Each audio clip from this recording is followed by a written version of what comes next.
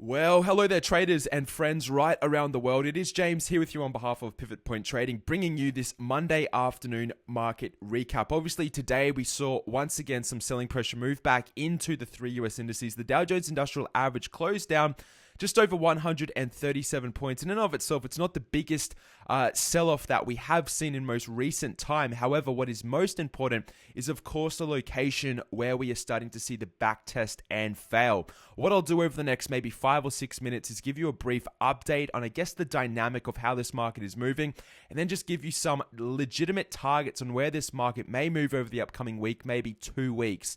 Now, as you can see on my screen right now, I'm looking at the chart of the Dow Jones Industrial Average. Since March 2015, have a look down the bottom of my screen right now. We have hit this level just under 17,765 on a number of occasions. That's why I have this red line. Let me just change my color right here, drawn on my screen. It is moving horizontally. Let me just change back to the green drawing tool right now. And as you can see, numerous touches. What this has essentially done is that it's set up some form of a short-lived and temporary rally. Every time we have hit this support level, the market has bounced up and it's bounced back up into that relative resistance level, which we are still struggling and failing to overcome. What is most important now is that since the month of July, in the beginning of July 2015, we have broken below this level, once again below that 17,765 level on the Dow Jones Industrial Average. We've held below it. However, mid-July, we did see once again a short-lived rally to the upside. We did produce once again the third lower high, and as such, we've rallied once again. We're back testing this level, and this looks as though we are starting to set up a confirmed back test and ultimately a short-term failure. What I mean by that is, again, we are setting up lower highs and also now a series of lower lows on the Dow Jones Industrial Average.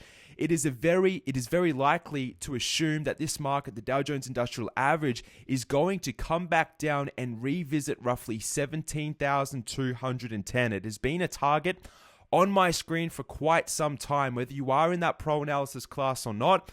That is what we spoke about over the weekend. We had one of two targets, either this red box up here, or we had this long-term macro support down here, which is levels which we have set up in the year 2014. At the end of 2014 in December, once again, this held as support.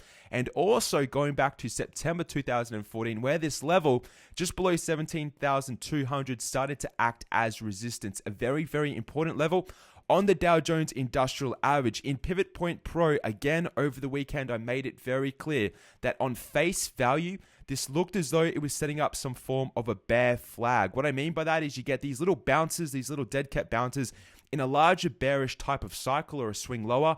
That seems to be the case. As at the close on Monday afternoon, we did close down 137 points. It looks as though we're starting to break out of this bear flag, and we are going to resolve ourselves short term to the downside. Please pay very close attention to what I have to say next. I'm not calling whatsoever a big sell-off for these markets, which is going to eventuate over the next couple of weeks. In my opinion, the downside price action on this market at this particular moment in time is very short-lived, and there isn't a whole lot further that this Dow Jones market can potentially fall. 17,210 is my target on this market. The reason why it is my target is because we have set up this primary trend line since the bottom of the GFC in 2009. As you can see, since then, we've been establishing higher lows, and the trend is in effect, and it is assumed to be in effect until we have definitive signals that the trend itself has broken. That is why I have this red line projected into the future. If I zoom back in on the detail, and I'll have to zoom out just a little bit right now, that red line is what you can see right coming up right through here. So it also aligns with horizontal support. It also coincides with our long-term primary trend line. That's what I mean by this 17,210 level. People will probably be very fearful. They will be starting or beginning to panic, possibly. But at this location, if we do revisit it, do not become one of those people buying into the emotion and the sentiment of market participants. Once we get to this location, we are going to change our perspective very, very quickly to that of a short-term bullish rally. What I mean by this is that this will turn into some form of a slope of hope. What happens on this next bullish rally from this location down here at 17,210 is going to unlock the The rest of the movement, pardon me, I just had needed to burp almost, but it will unlock, of course, the rest of the trading activity for 2015, and it will either establish a trend break moving into 2016, or we will see the continuation of the long-term bullish trend. But pay attention, it's why I have this green box on my screen. It's been there for quite some time, a number of months, but when we get here, you need to change the perspective of yourself and remain or continue to be bullish short-term at this location. The S&P 500 today sold off just over 10 points. I think it was close to 12.14 it actually was. We're still not revisiting these relative lows. So you can see the Dow Jones Industrial Average is getting very close to its relative low in late July 2015, whereas the S&P 500 is quite a way away from that low. And it's also quite a way away from the earlier low in July 2015. It means that these markets are not in agreement. The only thing which they are in agreement in is the constant rejection at this resistance level. Until we overcome this resistance, you need to remain very cautious and very neutral on the overall state and health of the US equity markets. The Nasdaq again sold off just under 30 points today. It does look as if it's setting up some form of an extended type of flag. I'm not going to call this one a flag because we don't really have the cycle lower, and that's that form of sort of like a dead cat bounce, so to speak, but it is looking somewhat bearish. We are still failing to break out above its respective highs. It looks as though we've just set up the third failure, and we may revisit these levels as low as 4,900. I may just cycle this level on my chart, or even as low as 4,843. These are my immediate targets on the overall state of the markets. If you want to learn more about price structure, market movement, how these things are developing, have a look at that Pro Analysis workshop. This week's went for 1 hour and 30 minutes. We went into a 30-minute in-depth discussion on the state of the markets and what to expect moving further into August 2015. Sooner rather than later, this price action, since we've been establishing and developing since November and December 2014, will actually give us a really good understanding of where this market wants to move. At the moment, it looks as though we are setting up some form of a right shoulder. So if you just work with me here, we've got the left shoulder. We have a potential head over here, or multi-month type of head pattern setting up. And this may be some form of a right shoulder. That's why I'm calling this level, if we get down here at 17,210, the slope of hope. A lot of people will be drawn into the bullish rally. It will be a short-term rally. But if we set up a lower high in this red box over here, I will change my stance on the markets to somewhat bearish. And if we get a confirmational break of this primary trend line, we'll have a very serious discussion on the state of this market and where it will move further into 2016 when we get there. Right now, however, in terms of our overall trade analysis, Apple today got very close to breaking down below our trade trigger. Very neutral type of trade setup. A lot of bearish sentiment flowing into Apple, but we are at support. Outside of that, Amazon has failed to move. Boeing Airlines is still within that channel type of move. Baidu again is getting very, very close to that breakdown below that bearish trigger. Pay attention to Baidu. It looks as though it's starting to move. One very interesting stock, which I will do and sort of recap this Monday recap, is obviously Chevron. Now, Chevron came out on Thursday and they reported their earnings. It was factored in on Friday. We saw that big gap down on very, very strong volume. We had a chat over the weekend that if we were, going to enter into these put positions, maybe we should do possibly half of the regular position that we would usually do because of this long-term primary trend line. I will zoom out and show you the monthly chart. And this is a trend which has been in effect since 2002, 2003. You can see the initial basis of this trend. We had multiple touches during the GFC. We came back down and stabilized. We also revisited this level in 2010. We've projected that trend out into the future.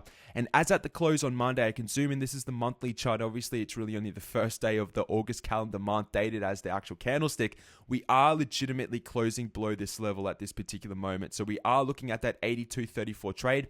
I had a bunch of emails today of people who took the trade and they're very, very profitable. I would just say be careful because we are at that primary trend line, and I do hope you took into my cautionary stance on the amount of put contracts which potentially I would personally be entering into, or what you should be doing as an individual trader. If you have any exposure to the downside, you've been rewarded.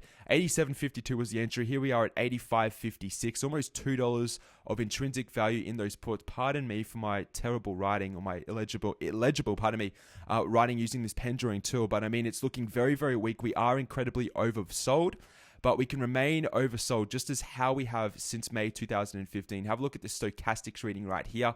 Look at the RSI and also look at the MACD. We are in a textbook bearish trend On CVX, you can see the exponential moving averages working as resistance. We have price below the 100 and the 200, and we are also breaking macro support areas. CVX, and the same for XOM, and the oil market incredibly weak. That goes also with the gold and silver markets as well. You can see that big break which we saw below 110, give or take, on the ETF on gold.